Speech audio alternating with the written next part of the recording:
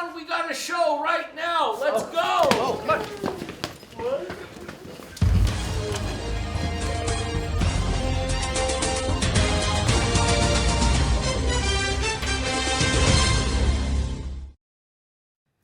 Good morning, Grizzlies. I'm Lily. And I'm Eli. What's up, Grizzlies? It's time for some world news. First in world news, as April 22nd comes and goes, we celebrate Earth Day. Earth Day is a national holiday celebrated all around the world. We celebrate Earth Day to recognize this beautiful planet we live on. Though an uproar in production of fossil fuels has caused Earth to be deeply affected by climate change, which slowly kills our planet. But here's what you can do to help. Reduce, recycle, and restore, limit plastic usage, or volunteer for a beautification or cleanup project in your community. Alongside Earth Day, this April 22nd is also being celebrated by the holiday known as Passover. Passover is a Jewish holiday when you get friends and family together to celebrate life and a reflection of the years over a large feast. In sadder news, new anti-camping laws have hit the U.S. Supreme Court. These anti-camping laws have targeted the ever-growing homeless population in America. If passed, these laws will give police the right to arrest and punish homeless people. These homeless people are forced to sleep outside due to have nowhere else to go. For our last story, we traveled to the country of Taiwan, where strong clusters of earthquakes that have reached over 6.0 on the magnitude scale have hit the city, causing destruction and even death. Dozens of these earthquakes have hit the city, and in the past weeks, scientists have little to no idea when they will stop. An aftershock from one of these earthquakes has caused severe damage to a building, causing it to tilt on its side. Sadly, this natural disaster has taken the lives of 14 reported people and injured over 1,000. That's it for World News. Sending it off to Eli with Local. Thank you, Lily. Gallery Theatre is putting on a production of Anastasia the Musical from April 26th to May 19th. The show takes place in Paris during the 1920s and follows a young woman on the search for answers about her past. Some of our very own Grizzlies will be in the cast, so take this opportunity to support them. A Portland man was just charged for murder after strangling his mother this October. The man, Austin Graham, reportedly had been desperately trying to get mental health help, and it was a psychotic episode that led to him murdering his mother. On the issue, Austin's father, Hunter Graham, said, quote, "There was going to be no way to break the cycle without medication, but we were told that it was unethical to medicate him in his current state because he wasn't a danger to himself or others." Austin is being held in the Oregon State Hospital until he is deemed fit for trial. As summer approaches, so does the McMinnville Farmers Market. Starting on the 19th of May, over 60 vendors from around the county will set up downtown each Thursday afternoon until October. Fresh seasonal produce, farm-raised meats, and handmade products can all be bought, each supporting local artists. That's all for Local. Now sending it to Camden with sports. Thank you, Eli. What's up, sports fans? Special news, special headlines, special stories. We've got your regular dose of sporty headlines for you today, starting off with a huge doping scandal in Olympic swimming. 7 months prior to the 2021 Summer Olympic Games in Tokyo, 23 Chinese swimmers tested positive for banned performance-enhancing substances, but were allowed to compete officially after their doping results were cleared and authorities refrained from intervening. Many of the athletes, some of whom plan on representing China at the 2024 Games in Paris, took podium finishes at the 2021 Games, including 3 gold medals. This scandal, while nearly 4 years old at this point, has only recently taken light in the public eye, and it's safe to say that the world of swimming is not happy. WADA, the World Anti-Doping Association, was placed under heavy pressure for a response, being the organization that administered the drug tests. Despite the allegations and overwhelming evidence collected by various big-name sources, however, WADA President Whittle Banka stood by their innocence, claiming that there was no evidence of wrongdoing. This is a developing story, and we will inform our audience of any new breakthroughs in the situation. On April 25th, the first round of the 2024 NFL Draft went underway. Held at the Hart Plaza in Detroit, Michigan, multiple college prospects crowded with their loved ones, waiting for the moment their name would be called for the draft. The highlight results are as follows.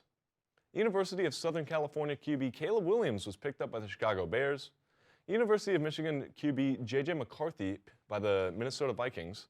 U of O QB Bo Nix by the Denver Broncos. And University of Texas at Austin wide receiver Xavier Worthy by the Kansas City Chiefs. Here's to a great rookie season for the first round selects. Finally, we have our local sports. On April 26th, MHS Track and Field will take on their last invitational meet, the Twilight Relays. The meet takes place at 2 p.m. at Jesuit High School in Portland. Best of luck to our Grizz Mob. On April 27th, the West Valley Rams take on the Canby Cougars. The match takes place from 11 a.m. to noon at Dunaway Middle School here in McMinnville. Good luck, Rams. On April 26th and 30th, our boys and girls tennis teams face off in their final two dual meets of the season.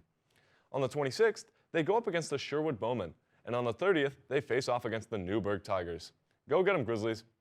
Well, that's all for sports. Now sending it over to Emilio with entertainment.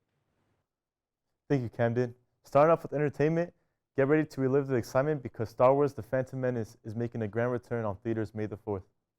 Mark your calendars because this iconic space saga is coming back to the big screen. In music, Taylor Swift released her album, The Tortured Poets Department, on April 19th. As the album continues to break records, it has proven to be one of Taylor's finest works. On a more aggressive note, Drake recently released his new track, Push Ups, and it is receiving a lot of attention due to the fact that it was intended in response to Kendrick Lamar's verse on Metro Boomin and features song, Like That, which was released on April 5th. The song targets big names such as Metro Boomin, Future, Kendrick Lamar, Rick Ross, The Weeknd, and NBA player Ja Morant. This track is also breaking records as it has already reached over 3.2 million streams. The Rock and Roll Hall of Fame inductees have been announced. The list includes an electric mix of superstars from a variety of genres, and they will be inducted to a Hall of Fame ceremony at the Rocket Mortgage Fieldhouse in Cleveland, Ohio on October 19th, 2024. The list includes Cher, Mary J. Blige, Ozzy Osbourne, A Tribe Called Quest, Dave Matthews Band, Peter Frampton, Foreigner, and Kool and the Gang. That's it for entertainment. Now sending it back to the desk. Thank you, Amelia. Lily, I think that we both have a connection to theater, coincidentally, because that's the interview we have today. We were both on the cast of theater, can we redo that? Let's just keep it rolling. Yeah, keep rolling. Thank you, Amelia. Up next, we have a special interview with a few of the cast members of Grizzly's current play, Our Town. Lily, I think we both have connections to the theater. Yes, we do.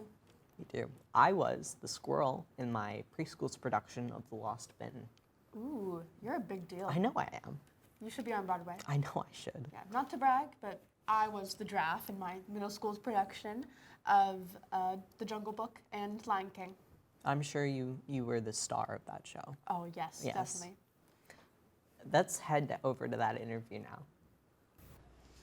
Hey Grizzlies, welcome back to today. We have a very special interview. So what are you guys' names and grades? I'm Elliot Weinreb and I'm a senior. And I'm Ellis Cannon, I'm also a senior. So what are your guys' parts in Our Town? I'm George, the lead male. And I'm Ellis, the lead female's father. When did you guys start acting? I started acting in 7th grade at Patton Middle School. I also started acting in 7th grade, but at Banks Middle School. What past productions have you guys been in? In high school, I was in James and the Giant Peach, Cinderella, and Night of January 16th. I started in middle school with Charles Robin Hood, and then into high school, Addams Family, James and the Giant Peach, Cinderella, Night of January 16th, and Our Town. What is your guys' favorite production that you've been a part of? Probably Cinderella. I think that was my first taste of actual high school theater and what it is like to work with a bunch of people. Mine would definitely have to be The Addams Family. It was, for me, the most fun, had so much fun dancing and singing, just a good time overall. What made you guys fall in love with acting? I think being able to tell people's stories in so many different ways and interpreting the scripts and doing the sets in certain ways, there's no wrong way to tell a story, and I really love that. For me, it was my best friend who got me into it. I love him to death, so just them being a part of it really helped with that, and I just ended up growing a love for theater and acting as a whole. Do you guys have any closing remarks for anything about acting or theater in general? If I could just say one thing, I'd definitely say if you get involved in theater at all, don't take it for granted because it is an amazing place, and acting in general is really gives everybody an opportunity to be whoever they want to be.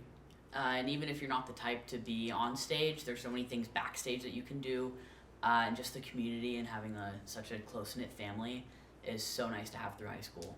Yeah.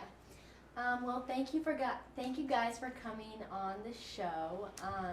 I think that's it for the interview. Now sending it back to the desk. Thank you, Mia. That was a wonderful interview. This has been Bear Claw Broadcast. Thanks for watching.